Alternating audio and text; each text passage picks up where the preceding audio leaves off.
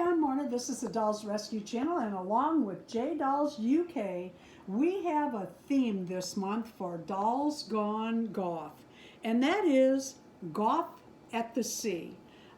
I'm not revealing her swimsuit yet, so she's still in her black pastel dress, or pastel black dress.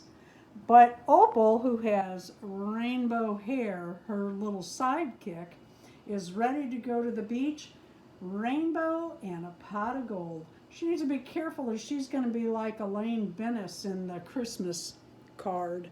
And if you know what that is, say below. We hope you will join us on the 16th of July at 6 a.m. You can put those up any time a day. You can use any kind of doll. But if you put them up early, if you go ahead and schedule that, you're bound to get more views, because people really do sit down and I'm one. I go from one of the videos to the next because I like to see them all. Oh, I love her rainbow hair. I just do. Oh. Thank you for watching the Dolls Rescue Channel. Please go by and see what Jay has in store today.